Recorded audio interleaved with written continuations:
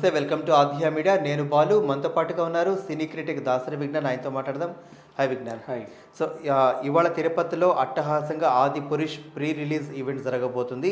ఇప్పటికే నిన్న తిరుపతిలో దర్శనం చేసుకున్నటువంటి ప్రభాస్ సంబంధించి ఆయన ఆహార్యం గురించి పంచగట్టుకున్నాడు, లేకపోతే ఇట్లాంటి రకరకాలతో మనం చూస్తూ వస్తున్నాం.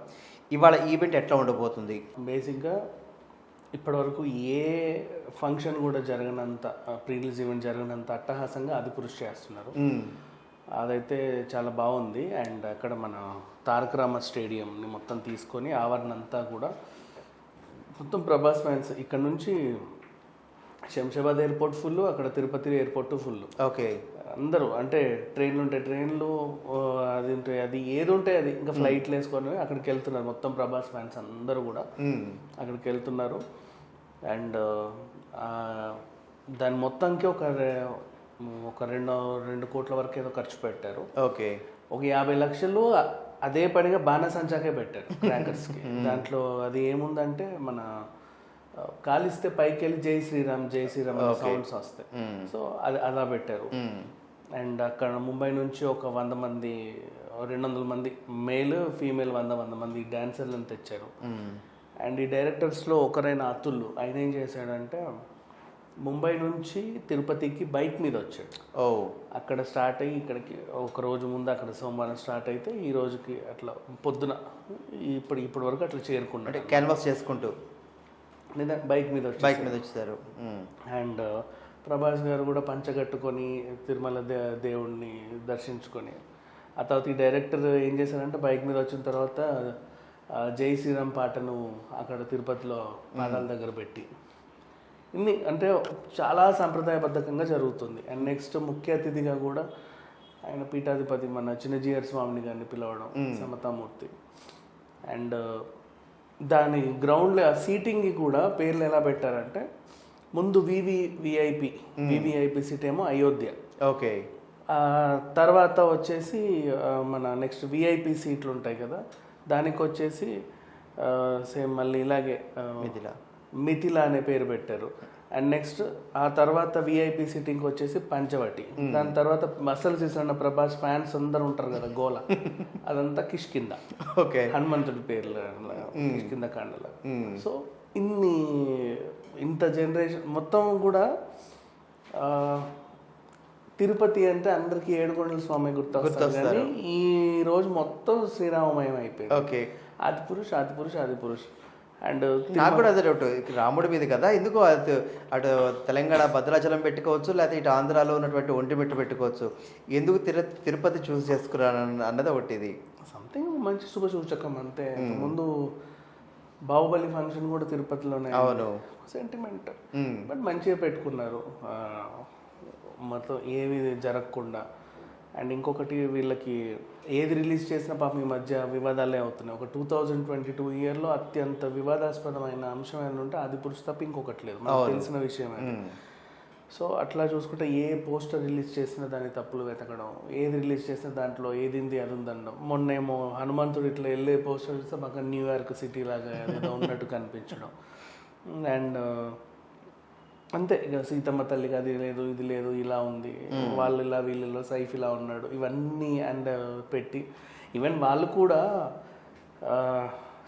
షూట్ అంతా కూడా ఏదో ఆషమాషిగా చేసేసి వివాదాస్పదంగా చేసేసి ఇప్పుడు ఈ దేవుళ్ళ మీద గాల్లో దీపం పెట్టి దేవుడు అనేదే బాణం అనడం ఎంతవరకు కరెక్ట్ అసలు? ఎందుకంటే ఇప్పుడు రామాయణం తీస్తున్నారు అంటే అందరికి తెలిసిన కదే, కాకపోతే వీళ్ళు ఎలా తీసారో చూడడానికి వస్తారు. మొత్తం దాన్ని అంతా చెరిపేసి పోనీ సరే చింపాంజీలని కింగ్ కాంగ్లని పెట్టావు, అంతవరకు బాగానే ఉంది. As it is king Kong సినిమాలు ఎలా ఉంటాయో అలాగే పెట్టాలా, విత్ ఎక్స్ప్రెషన్స్, అంటే ఏదో కాపీ కొట్టినట్టు. అండ్ మొత్తం ఆ వర్క్ అంతా కూడా పెద్దగా ఏమనిపించలే, ఒక రకంగా ఉంది. మరి ఏదో మొత్తానికి అయితే రిలీజ్ అవుతుంది June 16th. అండ్ తిరుపతిలో ఇప్పటికే ప్రభాస్ ఫ్యాన్స్ చాలామంది చేరుకున్నారు. అండ్ మార్నింగ్ నుంచి అక్కడ వస్తానే ఉన్నారు. వాళ్ళే వాలంటీర్స్గా ప్రభాస్ ఫ్యాన్స్ దగ్గరుండి పనులన్నీ చేయించుకుంటున్నారు. ఇది అది చేయండి. అండ్ ఒక 50 అడుగుల పెద్ద కట్అవుట్ పెట్టారు ప్రభాస్ది.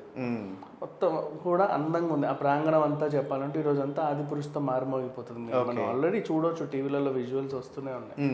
సో ఇది జరిగింది. అయితే ఓవరాల్గా 550 కోట్ల రూపాయల బడ్జెట్ అని చెప్పేసి చెప్తున్నటువంటి నేపథ్యంలో ఇంతవరకు ప్రమోషన్స్కి సంబంధించి ఎక్కడ ఒక ప్రొడ్యూసర్ కానీ డైరెక్టర్ కానీ లేకపోతే హీరో ఎవరు కూడా రావట్లేదు.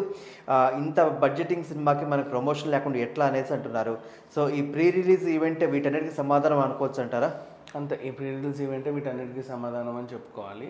అండ్ పబ్లిసిటీ వైజ్గా అంటే వాళ్ళు చేసేంత వరకు చేశారు. మొన్న ఒక సాంగ్ని, ఆ ట్రైలర్ని కూడా ఇక్కడ ఏఎంబీలో ప్రదర్శించినప్పుడు ప్రభాస్ దగ్గర ఉండి వచ్చి మీకు నచ్చిందా, మీకోసమే చేశాను, నిజంగా చెప్పండి, గట్టిగా చెప్పండి అని చెప్పి మరీ అడిగారు. వాళ్ళు కూడా నచ్చింది అని చెప్పేసి అన్నారు. సరే, ఇప్పుడు దీన్ని ఎలా చూస్తారు అంటే బాగుంది అంటే ఎందుకు బాగుంది అనేది చూస్తారు, బాగాలేదు అంటే ఎందుకు బాగలేదో కూడా చూస్తారు. చాలా మంది ఈ మేమర్స్, ట్రోలర్స్ ఇప్పుడు వెంటనే 56 మిస్టేక్లు 62 మిస్టేక్లు రౌండ్లు పెడతారు చూస్తారు. వాళ్ళు వస్తారు first day first show. Okay, దాంట్లో కూడా నెగిటివ్ ఎతికేవాళ్ళు. ఏది దేనికి కాపీ, వాళ్ళకి వెంటనే అర్థమైపోతుంది, ఇది ఆ సీన్లో, ఇది ఈ సినిమాలో ఉంది అంటారు కదా. అట్లాంటి వాళ్ళు ఎక్కువ వస్తారు బేసిక్గా. అండ్ ఒక రకంగా అయితే జరుగుతుంది. అండ్ రిలీజ్ దగ్గర పడ్డ టైంలో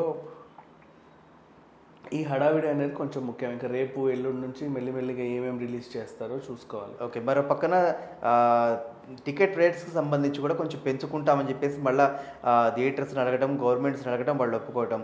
మరో పక్కన ఏంటంటే ఆ మధ్యకాలంలో ఎస్పెషల్ ఆంధ్రప్రదేశ్లో రేట్స్ పెంచే విషయంలో పవన్ కళ్యాణ్ సినిమాకి అసలు కుదరకపోవడంతో మిగతా వాటికి యాక్సెప్టెన్స్ కొంచెం ఇచ్చిన నేపథ్యంలో ప్రధానంగా అంటున్న మాట ఏంటంటే మీ ఇష్టం వచ్చినట్టుగా రేట్లు పెంచుకొని అది మా మీద రుద్దితే ఎట్లా అని కొంచెం ఫ్యాన్స్ కావచ్చు. ఎందుకంటే మల్టీప్లెక్స్లో మామూలుగానే రేట్ ఎక్కువ, ఇప్పుడు మళ్ళీ 150 రూపాయలు ఎక్స్ట్రా పెట్టాలంటే కష్టం కదని చెప్పేసి ఒక మాట వినిపిస్తుంది. దానికి నిర్మాతల నుంచి కానీ చిత్ర యూనిట్ నుంచి కానీ ఏం సమాధానం వస్తుంది? అట్లా ఏం లేదు. అవతార్ కానీ, బాహుబలి కానీ ఇట్లాంటి సినిమాలకి రేట్లు ఎక్కువే ఉంటాయి, ఎక్కువ పెట్టే చూడాలి. ఏ ప్రోడక్ట్కి ఆ ప్రోడక్ట్. అన్ని సినిమాలు ఒకలాగే అంటే ఎట్లా? ఫర్ ఎగ్జాంపుల్ బలగం ఉంది, దానికి తక్కువ టికెట్ పెట్టినా పర్లేదు. ఇప్పుడు ఇట్లాంటి సినిమాలు ఉన్నాయి, ఎక్కువ టికెట్ పెట్టినా పర్లేదు. దాంట్లో పెద్ద ఫ్యాన్స్ చూస్తారు, చూసేవాళ్ళు. ఇంకా ఎందుకు ఇప్పుడు టికెట్ రేట్లు పెరిగితేనే ఏదో సామాన్యుడికి ఏదో అయిపోతుందని ఫీల్ అవుతారు కదా చాలా మంది, దాని మీద ఎత్తుతారు. బెనిఫిట్ షో చేస్తారు అర్ధరాత్రి 4 గంటలకి 2 గంటలకి, ఎంతమంది వెళ్తారు అంటే వాళ్ళకి ఎక్కువైనా తక్కువైనా కాదు, చూడాలి అంతే. ఆ సినిమా బాగుంది అంటే వాళ్ళలో ఒక పండుగ వాతావరణం ఉంటుంది, వాళ్ళు అంటే వాళ్ళు చెప్పేసుకుంటారు, పెద్ద విషయం అని కాదు. బట్ టికెట్ రేట్లు అనేవి మాత్రం రాను రోజుల్లో అన్నీ పెరుగుతున్నాయి. గోల్డ్ పెరిగింది, పెట్రోలు పెరిగింది, అన్ని. ఒక సినిమా టికెట్ పెరిగితేనే అందరు పడి ఏడుస్తారు, ఏంటో నాకు అర్థం కాదు. అండ్ ఇక మళ్ళీ ఆ పాప్కార్న్లు గిప్కార్న్లు ఆ రేట్ ఎక్కువ ఈ రేట్ ఎక్కువ అంటాడు. అవన్నీ తిని వాడు వచ్చి కుర్చీలన్నీ రుద్ది నాశనం చేస్తే ఏం లేదు, అడ్డమైనవన్నీ తొక్కి కార్పెట్ మీదకి వస్తే లేదు. అండ్ ఒక టికెట్ రేట్ కొంచెం అంటే వాటర్ బాటిల్కి 30 రూపాయలు ఎక్స్ట్రా అంటే అమ్మో ఏదో అని లబోదీపం అంటారు. ఆ లగ్జరీటీకి ఆ మాత్రం ఉంటుంది. ఓకే, అండ్ మరో పక్కన ఈ సినిమా డిస్ట్రిబ్యూషన్ సంబంధించి ఒక సంస్థ దక్కించుకున్న నేపథ్యంలో దిల్ రాజును అడిగిన క్వశ్చన్ ఏంటంటే చాలామంది, మీరు ఎందుకు తీసుకోలేదు, మీ చేతిలో పడితే ఇంకా బాగుంటుంది కదా అంటే, నాకు ఆదిపురుష్ నచ్చింది కానీ అంటూ ఒక క్వశ్చన్ మార్క్ పెట్టి వదిలేశారు. దాని ఎట్లా చూడ ఎందుకు ఆయన యాక్చువల్గా ఈ ఇయర్ ఎక్కువ కలిసి రాలేదు. ఆయనకు సంక్రాంతి నుంచి మనం చూస్తూనే ఉన్నాం. వారసుడు, అతెగింపు అవన్నీ కూడా, కళ్యాణం కమనీయం కూడా కొన్నాడు సంక్రాంతి టైంలో. ఆ తర్వాత పర్వాలేదు కొన్ని అట్లా అనుకుంటూ వస్తే అసలు ఏం కలిసి రాలేదు. మన శాకుంతలం కూడా కలిసి రాలే. అవును, ఇట్లా పీరియాడిక్ డ్రామాలు ఈ సంవత్సరం కలిసి రావేమో అనుకుని మేబీ అయి ఉండొచ్చు, అట్లా కూడా చూసుకోవచ్చు. సో ఆ రకంగా ఇది మళ్ళీ 500 కోట్లు ఎందుకు వచ్చినా కూడా అని. ఇప్పుడు మళ్ళీ రామ్ చరణ్ తేజ సినిమా ఉంది, అదో 500 కోట్లు. ఇది కనుక పోయి అది కూడా పోయి అది ఎట్లాగో ఆల్మోస్ట్ ఇప్పటికే ఫ్లాప్ టాక్ తెచ్చుకుంటుంది రిలీజ్కి ముందే. ఓకే, ఇది పోయి అది పోతే ఇంకా దిల్ రాజు కనిపిస్తాడు మనకి అంతే. బట్ ఏదో ఆలోచించి ఉంటాడు. పీపుల్స్ మీడియా ఫ్యాక్టరీ వాళ్ళు దాన్ని రిలీజ్ చేసుకుంటున్నారు. ఓకే, అంటే ఇంత భారీ బడ్జెట్ సినిమాకి సంబంధించి, ఇంత బడ్జెటింగ్ సంబంధించి టికెట్స్ ఒకవేళ అనుకున్నట్టుగా అటు ఇటు అయితే అటు డిస్ట్రిబ్యూటర్స్కి దెబ్బ అవుతుందా లేకపోతే ప్రొడ్యూసర్స్ దెబ్బ అవుతుందా?